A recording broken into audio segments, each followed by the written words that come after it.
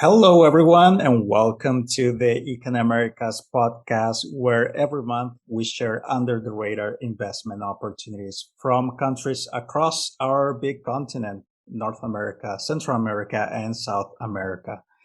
Make sure to subscribe to our YouTube channel, and we're all on the major podcast platforms, Apple Podcasts, Spotify, Google Podcasts, Anchor, you name it. And if it's this the first time you are watching this show, Economerica's is a startup research firm that provides economic intelligence, and you can learn more about us and our services at economericas.com. I am Daniel Duarte, editor at Economerica's, hailing from Asunción, Paraguay. And today we'll be discussing the largest and most populated country in all of Latin America, of course, Brazil. I'm joined by Maurício Bento. He's an economist with a master's degree from Francisco Marroquín University in Guatemala. He has experience in the private, public, and nonprofit sectors in Brazil, the US, and he is working currently at the São Paulo Court of Accounts and at the Property Rights Alliance. Mauricio, thank you so much for coming on the show. Thank you, Daniel, for the invitation. Thank you, Paula, too, that reached out to me. It's a pleasure to contribute to Economerica's again. Great, Mauricio. And we usually start our conversations by getting our listeners up to speed on the country we are covering. And can you please tell us a brief summary of the state of Brazil's economy? And the pandemic is ongoing, of course, and the political situation between the executive and the other branches of governments, because when browsing the news, we still see news reports that is still a tense situation. Sure. Brazil was hit hard by the pandemic, Daniel, especially because our economy was already not in good shape prior to the COVID-19. Unemployment was high, over 10%. GDP growth was merely a little over 1% a year from 2017 to 2019, after a huge drop in 2016 and 17. So the economy was already not good, was already not well, and then the COVID hit. So GDP decreased over 4% last year, but still not as bad as many had foreseen, like the IMF and other international organizations. So Brazil did quite well, although it spent too much. It spent more than other Latin American and developing countries. The good news, on the other hand, is that vaccination is fast. It's more or less already around 80% of the population with vaccines so far. Brazil surpassed the United States, so vaccination is fast. The economy is open again, and bars, restaurants, everything is open again. So things are moving faster right now. But regarding the second part of your question, Daniel, the situation among the executive, legislative branch, and also the judiciary branch. When Bolsonaro got elected in 2019, he promised many reforms, but his relationship with Congress was not good. So, of course, Congress needs to pass most of the reforms. The executive cannot do things alone. Sure. So he proposed many things to Congress, but he had a bad relationship with the president of the Chamber of Deputies, Rodrigo Maia. So he wasn't able to pass many of the reforms, just a few minor ones, except by the pension reform that we will certainly talk about next. But so he had a bad relationship with Rodrigo Maia, so his agenda was not pushing forward fast enough in 2019 and 2020. But then in 2021, he fixed that problem by having a good relationship with Arthur Lira and Rodrigo Pacheco. Arthur Lira is the new president of the Chamber of Deputies, and Rodrigo Pacheco is the new president of the Senate. So Bolsonaro has now a good relationship with Congress, with those two people. Are they from new parties than Rodrigo Maia, or are they from the same parties? Yes, they are from different parties from Rodrigo Maia. They are from a coalition called Centrão, which is a large coalition that is not exactly a party, and they don't exactly have ideology. They are most of congressmen. They only want to have power over the budget. Mostly, they're not very ideological, but they are supporting the president's agenda. They are sharing power with the president, because also the president needs to give them something in return, which is power over the budget. So they share power. So right now, 2021, many of the president's agenda is moving forward, especially the economic agenda. So in terms of the economy, good news are ahead. Many good reforms are passing: fiscal reforms, regulatory reforms, privatizations. So things are moving forward now, thanks to this good relationship with Congress. On the other hand, with the other branch, the judiciary, things are really bad.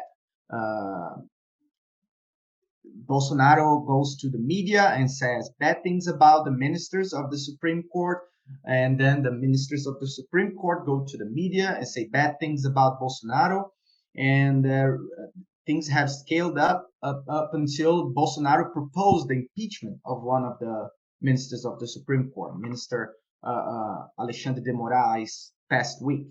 So their relationship is really bad, and the Supreme Court in Brazil is really powerful. They can do almost anything. They can like veto laws, and even nowadays they even edit laws, like a law passed in Congress, and they say what part of the law can will work and which part of the law will not work. So they really have a lot of power. So having ministers of the Supreme Court as your enemy is not positive. So things are going bad for Bolsonaro that in that side in terms of the judiciary. What about his relationship with governors and state legislators? Because many readers may not know that Brazil is a federal system like the US, it's similar in many ways. So there had been some tensions between the São Paulo governor, where you are now, and the federal government. Is that resolved, or is that still an ongoing issue? Yeah, that's very well pointed, Daniel. São Paulo is the largest state in Brazil, the most populous, and a third of Brazilian GDP comes from São Paulo. So the governor of São Paulo is usually pretty powerful politically too. And our governor here, João Doria, is a contender for the presidency. He wants to run for president next year. So he has opposed almost everything that Bolsonaro does, and I think that he will run for president if his party gives him the nomination. So a few governors of large states that usually can have some kind of national appeal are opposing Bolsonaro. So this is another problem that he has been having politically. Governors from São Paulo, Rio Grande do Sul, prior from Rio de Janeiro, but the Rio de Janeiro government left office, so he's not a problem anymore. But mostly, I would say these two governors from São Paulo and Rio Grande do Sul. The good news for Bolsonaro is both are from the same party, so they are also clashing each other for the nomination. Right. Yeah, the presidential race is heating up, and even former President Lula da Silva is expected to be among the highest contenders. So and Lula just well pointed. Lula will run next year, and thanks to the Supreme Court, because the Supreme Court nullified his sentence. Lula was sentenced to years and years in prison, and he was in prison until the Supreme Court liberated him and nullified his sentences. So Lula will not be able to run, as he was sentenced and in prison, but now he will run thanks to the Supreme Court. Unless, correct me if I'm wrong, unless he's convicted on other cases that are still pending.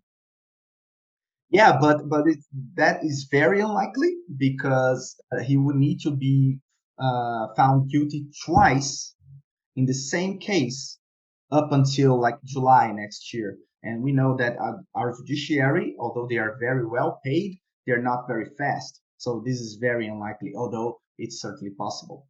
Yeah, the timing would have to be very precise.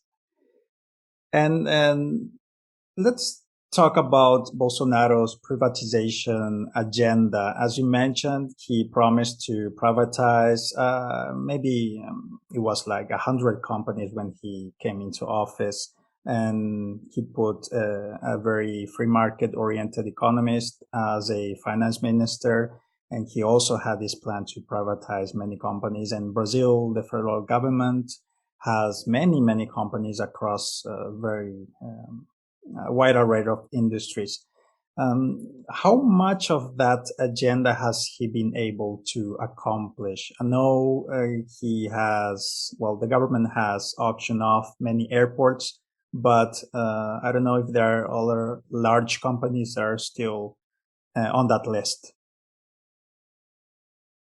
Yeah, actually, there is a free market part of the Bolsonaro coalition led by Minister Paulo Guedes, Minister of the Economy, and Paulo Guedes already talked about this. If he could, he would privatize everything. But there are other politicians that are against privatization. There are other parts of the Bolsonaro coalition that are against privatizations. So privatizations in terms of like selling state-owned companies are not moving very fast. But as you mentioned, into the airports, other infrastructure projects are moving quite fast, like ports, airports, roads, railroads. So there are many opportunities for investments in infrastructure because not only the federal government but also state governments are pro private partnerships with the private sector. So in terms of airports, ports, railroads, roads, all those, the governments can sign a contract of 30, 35 years. So it's really good. And the judiciary also is also pro this. So these contracts are safe right now. Pretty good opportunities, and they are already happening since the 1990s. So now this market is very mature, and regulations are good and even becoming better because right now everybody wants more investments in infrastructure, also foreign investments. So regulations are becoming more friendly to private investments. So I would say that this infrastructure sector is friendly for the private sector. On the other hand, the selling of state-owned companies are not moving fast. The government was only able to privatize Eletrobras this year in 2021 because of that I mentioned previously, that now Bolsonaro has a good relationship with Arthur Lira and Rodrigo Pacheco, the presidents of Congress. And now he was able to privatize Eletrobras. It was a good move because Eletrobras was the largest electricity company in the country. It was a national company. It provided electricity for millions and dozens of millions of people. So it was a very large company. So pretty good privatization, but only one. There are others that are not moving fast.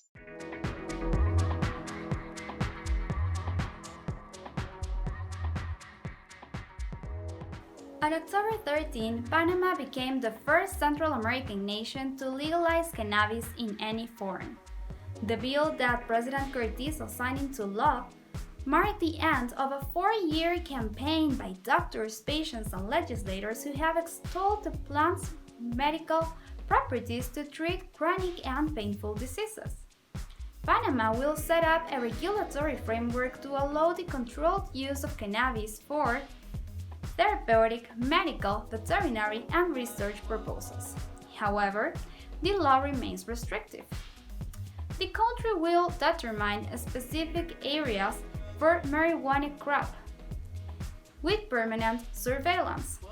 Growing cannabis without a permit will be heavily punished with up to 15 years in prison. The law also bans licensees from selling online products and making home deliveries, and the government will keep a registry of those allowed to consume cannabis derivatives. Two types of licenses will be available, one for scientific research and other for production and commerce. However, the government will only grant 7 commercial licenses during the first 5 years to monitor the industry's development. Medical marijuana is a victory for patients, farmers, and export-oriented manufacturing industries. Nevertheless, prohibitive barriers to entry remain in the law, including an explicit cartel. According to Bloomberg, the legal medical cannabis industry will grow to $13 billion in Latin America by 2028. Due to its strategic location and proximity to North America, Panama has the potential to become a leading industry player. For Raymond Harari, founder of the investment management firm Canales Capital, Panama could import the commodity, develop all extraction and purification processes in the country, and export it to the world. To learn more about licenses, requirements, and provisions for medical cannabis growth, trade, and research, check out our backgrounder on the topic and keep tuned to economericas.com for more information on medical cannabis industry in Latin America.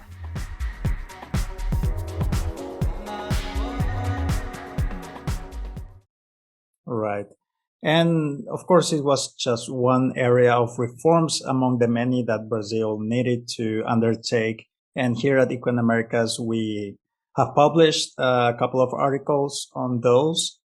In fact, you wrote a piece for us back in 2019 about the pension reform, which you tell me passed. I don't know if it passed in the form that the those who were pushing that reform wanted it to pass. What can you tell us about the key changes and why was it so important? The pension reform was really important, Daniel. It was one of the most important fiscal reforms for two reasons mostly.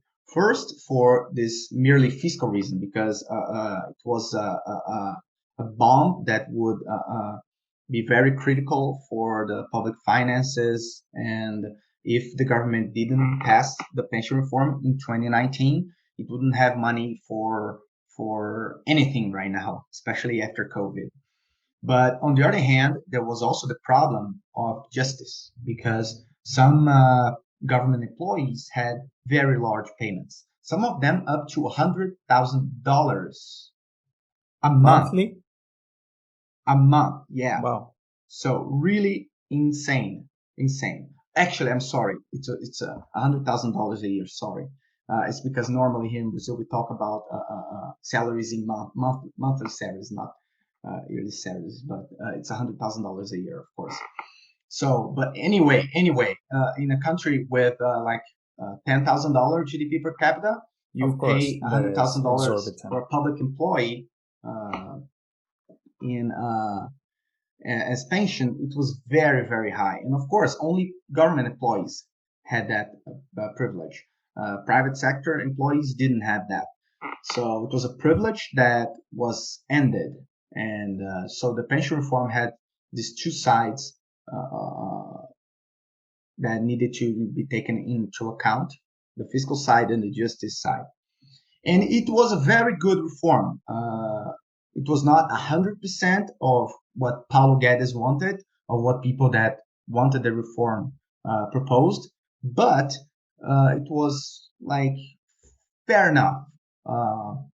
These privileges were cut. There was the implementing of a minimum age of retirement that didn't exist in Brazil prior. So some of those people that they used to get over 100K a year in pension. Some of them got that prior at the age of 50 something. They were in their 50s and they were able to get that pension because there was not a minimum age of retirement. Now that age exists, 65 for men and 62 for women. So this was the main issue of the reform. Pretty simple thing, but was very tough because many of the people that retired early wanted to keep that privilege. Of course, yeah, and we can say that the major bomb has been averted now, so it's on a sustainable path. Yes, exactly. The pension payment now are on a sustainable path, definitely. And what about tax reform? I still read that it hasn't passed, and although it was, many parties agreed that there had to be a tax reform, but still there are some contentions, and it still hasn't passed Congress yet. So, what are the main disagreements, and what provisions do you think will end up passing? Uh, first of all, our tax system is very complex, Daniel. It's one of the most complex and bureaucratic tax systems in the world. The Brazilian tax code imposed a huge burden on companies and investors. And it was a priority of Minister Paulo Guedes in 2019. He said that he would push for tax reform just after the pension reform that was about to explode the fiscal payments. So tax reform was a priority, but then COVID came and COVID became the priority, right? So the tax reform debate was stopped earlier in 2020, like March 2020, but now it's coming back. So now we have been seeing Paulo Guedes talking about it. Members of Congress talking about it, President Bolsonaro talking about it. So it seems that it's coming back and it's going to move forward. I can summarize the debate in simplification. This is the debate right now. It's how to simplify the tax code because there is no fiscal room for decreasing taxation right now, unfortunately. Our tax rate is already one of the highest among developing economies, but there's no fiscal room for decreasing it. On the other hand, there is a lot of room for decreasing the bureaucratic burden on companies. Okay. Many multinational companies that operate in like 100 countries, when they come to Brazil, they say that Brazil imposes the highest burden on them. So if we are able to decrease that burden, we could attract more investments to Brazil and also make our companies more competitive internationally. So most of the debates, even among people that disagree right now and across the political spectrum, left and right, everybody now agrees with simplifying the tax code, not necessarily how to simplify. So that is the debate. Some people want e-tax. Some other people are against e-tax. Some people are for simplifying the income tax. Some other people are for raising the income tax and decreasing consumption tax. So there is the debate is really complex because there are many also interests, like the sectors that now have subsidies. They want to keep their subsidies, right? So the debate is quite complex, politically difficult, but the pension reform was also difficult, and we finally got it in 2019. So I hope that we are able to settle this debate on the tax reform in 2021. And in terms of attracting foreign capital, I was recently looking at a report that Mexico surpassed Brazil for the first time as the major recipient of foreign direct investment in Latin America. And of course, it plunged because of the pandemic and all this. It's a very special scenario.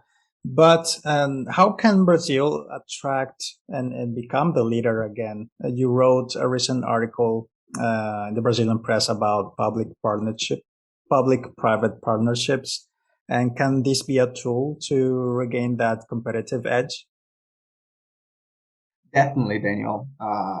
PPPs are very positive instrument, and in the past they were controversial.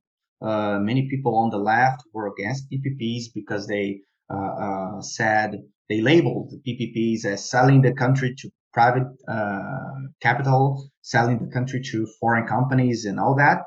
But Like right covered now, privatization, something like that. yeah, like privatizing everything, like infrastructure and public services. So they were very against PPPs. But right now, actually, the left-wing governors, especially in the state of Bahia and in the state of Piauí in Brazil, states led by the left, are states that have internationally acknowledged projects, PPP projects.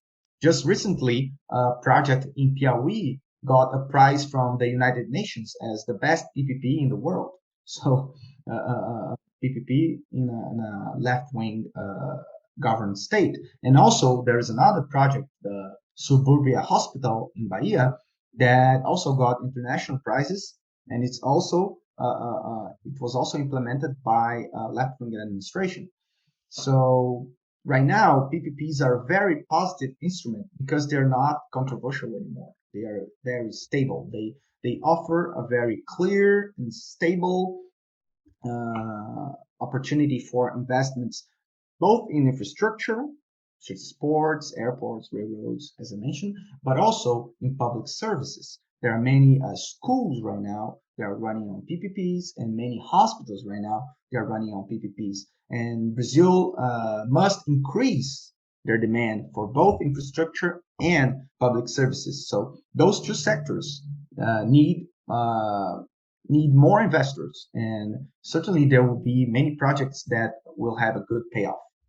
And how are these financed? Because we're talking about big project, of course, infrastructure requires millions of dollars. Are these financed through public tenders, or are they bonds emitted to on the stock exchange? How is that process? How does it work? Usually, a PPP contract works like this. The government, federal or state government, uh, open up a procedure and to private companies to offer a bid in a specific service. So there is a hospital. So private companies can offer a bid saying how much they would invest in that hospital, how many people they would treat, and how many doctors they would hire, and and we'll also need to invest in terms of the hospital's infrastructure. So how many floors, how many people, how many people they would be able to attend there. So actually, I would say that there are many options right now because hospitals are one of them, but also there are the infrastructure options. So there are roads and railroads. So you can charge the toll in the road, for instance. So you plan how much you need to invest in that road to keep it safe and sound for drivers. But on the other hand, you know that how many drivers pass by your toll and how many you could get. And you usually in terms of the infrastructure projects, the private money comes from the toll. On the other hand, in the public service projects, the money comes from the government that pays the companies. So those are the two options right now, and depends on the design of the project and the design of the contract. In your opinion, what are other areas of reforms that Brazil should be pushing for, be it at the federal, state level, or municipal level even? Pretty good question. I think that there is a lot of room to reform, Daniel. Brazil passed decades without deep reforms. First in the 1980s and 1990s, fighting inflation, and later on, in a good economic time, just increasing spending, increasing social policies and all that. But we didn't think about our productivity, and that needed reforms. So the pension reform was the first one. Now the tax reform is a must. We need a tax reform to increase our productivity and the competitiveness of our companies. But I would say that is to keep this idea of bringing partners to Brazil, bringing foreign investors to Brazil. This is the main thing right now. The federal government has this idea, and they also have a department called the PPI. Even I could complement my previous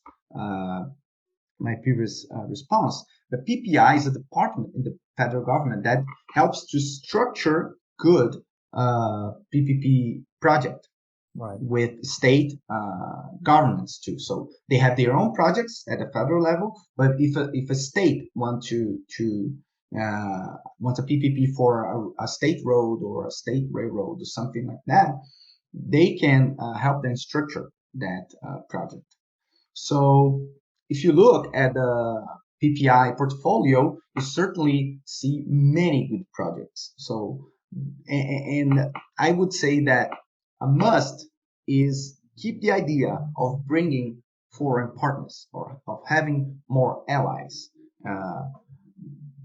after the tax reform, because the tax reform is a must right now. It's number one.